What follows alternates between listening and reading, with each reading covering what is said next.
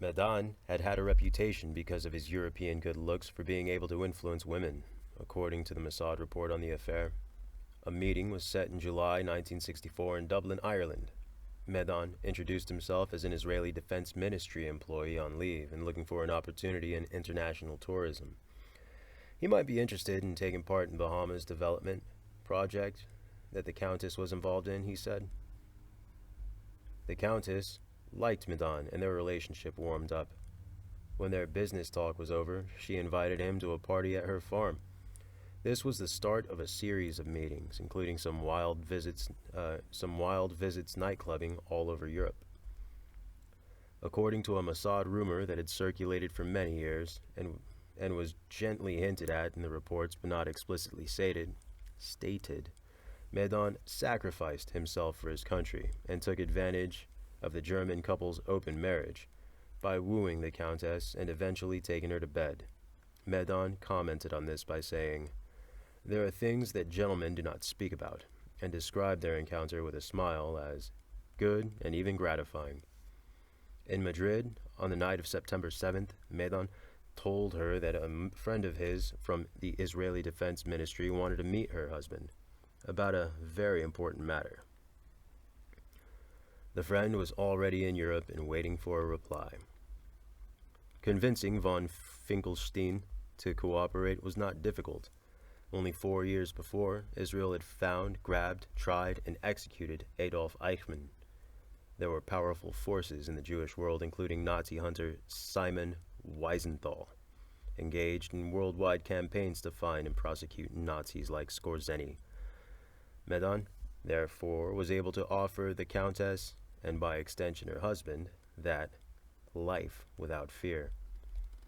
In the morning, when they were still groggy from the alcohol and smoke in the clubs, von Finkelstein informed Medan happily that her husband was ready to meet his friend. That night, if possible, Medan called Ahituv to Madrid. He set up a meeting in a hotel lobby that evening. The Countess came first, glamorously accoutrée.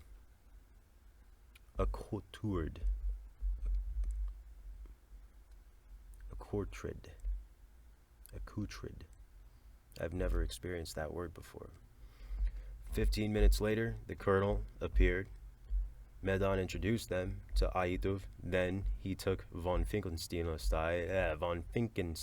aside for a business talk. Skorzeny stayed with Ahituv. The Mossad's final internal report on the affair, though written in dry professional language, could not overlook the intensity of the meeting. It is difficult to overstate Avraham Ahituv's emotional reluctance over this operation. Avraham is a scion of a religiously observant family, a native of Germany, educated in a religious Jewish school. For him, the contact with a Nazi monster was a shocking emotional experience that went beyond the demands of the profession. In the detailed report Ahituv himself submitted on September 14, 1964, he described the talks we had that week with Skorzeny. Skorzeny was a giant, a hulk of a man. He was obviously remarkably strong physically. On his left cheek was the well-known scar from his pictures reaching his ear. He was partly deaf in that ear and asked me to sit on the right. Well dressed. Two moments gave me a shock. Skorzeny was looking for a number in his phone book to give me. All of a sudden, he took a monocle out of his pocket and stuck it in his right eye socket. His appearance then, with that, his body dimensions, the scar, and the aggressive gaze, made him look like the complete Nazi. The second incident happened after our meeting, when we were dining together in a restaurant near his office. Suddenly, someone came up to us, clicked his heels together loudly, and greeted him in German as "my general." Skorzeny told me that this was the owner of the restaurant, and he used to be one of the top Nazis in those parts. I have no illusions about the original opinions. Even his wife didn't try to clear him. She only stressed that he played no part in the Holocaust. Most of the conversation, the first meeting, centered on the political issues, on World War II and the Holocaust, East-West relations, and the Middle East situation. Ahituv brought up the issue of Skorzeny's participation in the Kristallnacht pogroms. He pulled out a long list of people who had taken part in the attacks and presented it to Skorzeny. Skorzeny was familiar with the document, which had been stored in Yad Vashem, because the accusation had been raised and discussed during the war crimes trial from which he had managed to escape.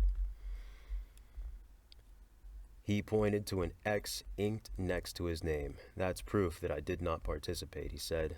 Nazi hunter Wiesenthal interpreted the mark as proof of just the opposite. Skorzeny complained that the Wiesenthal was hunting him and that more than once he had found himself in a situation where he had feared for his life. Ahituv decided not to stretch the point too far and did not argue. At a certain stage, Skorzeny got tired of talking about the war. He stopped me and asked me what my business was.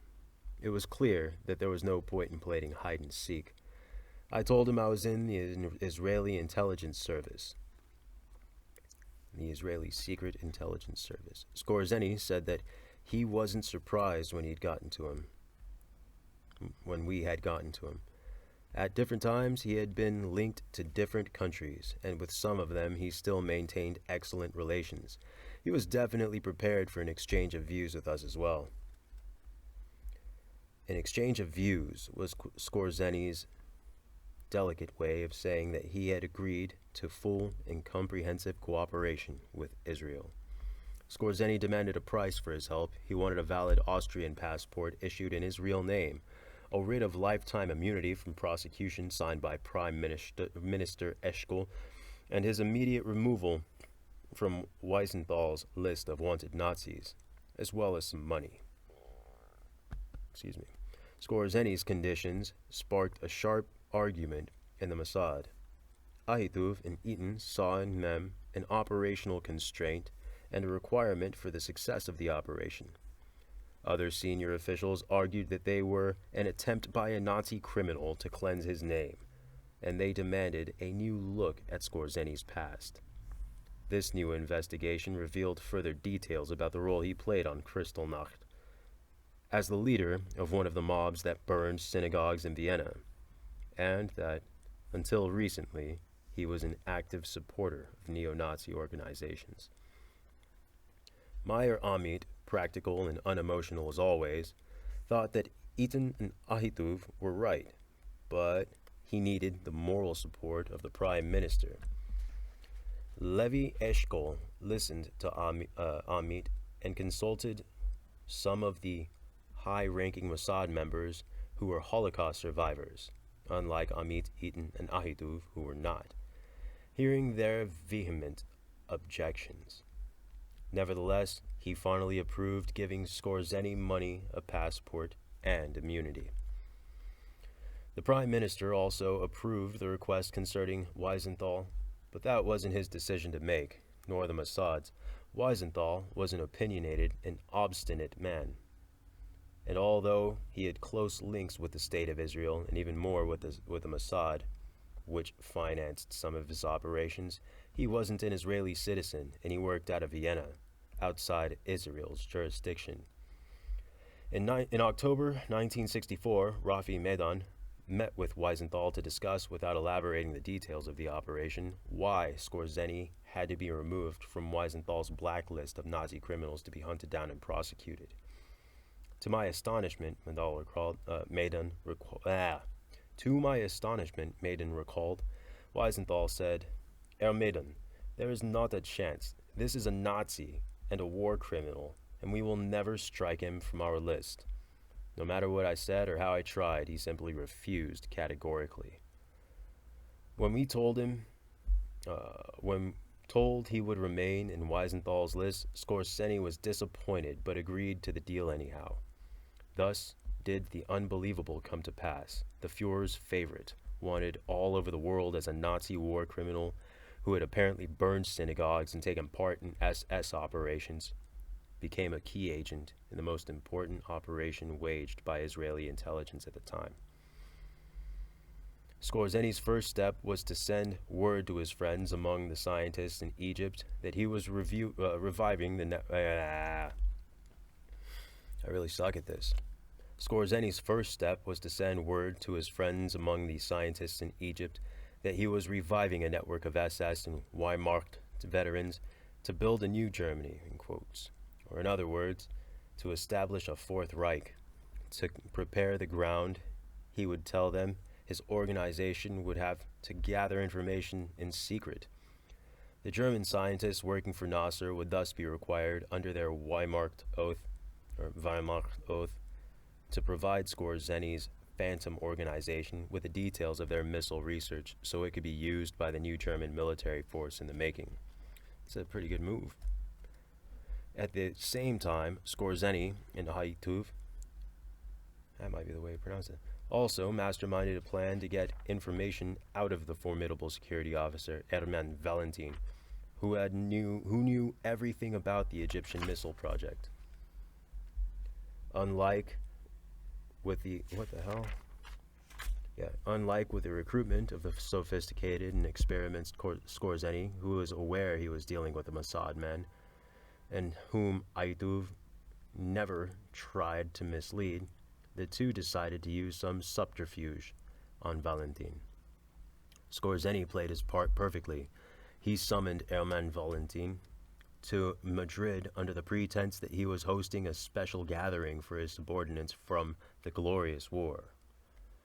He put Valentin up at Mossad expense in a luxurious hotel and presented him with his phony plan for reviving the Reich. When he revealed that this was not his only reason for the invitation to Madrid, and that he wanted him to meet a close friend, an officer of the British MI6 Secret Service. So that started, he then revealed. The British, he said, were interested in what was going on in Egypt, and he asked Valentin to help his friend. Valentin was suspicious. "Are you sure the Israelis aren't involved?" he asked. "Stand to attention when you're spoken to and apologize," Skorzeny fired back. "How dare you say something like that to your superior officer?" Valentin duly apologized, but he wasn't convinced. And he was, in fact, completely right. Skorzeny's friend was no Brit, but an Australian-born case officer in the Mossad by the name of Harry Barak, B-A-R-A-K. That's a weird combination. Harold Barak? That's a weird combination of names. Valentin agreed to meet him. 2 minutes. Valentin agreed to meet him, but not to cooperate, and the meeting between the two led nowhere. The resourceful Skorzeny immediately came up with a solution. At his next meeting with Valentin, he told him that his friend from MI6 had reminded him that a cable Skorzeny had sent close to the end of the war, in which he notified the general staff that he was promoting Valentin, had not reached the general staff or Valentin. Valentin's eyes lit up, though his retroactive promotion was now purely symbolic. I was going to say symptomatic. Valentin's eyes lit up. Though his retroactive promotion was now purely symbolic, it was clearly meant a lot to him. It was clearly meant a lot to him. Read poorly. He stood up and gave the Heil Hitler salute and thanked Skorzeny profusely.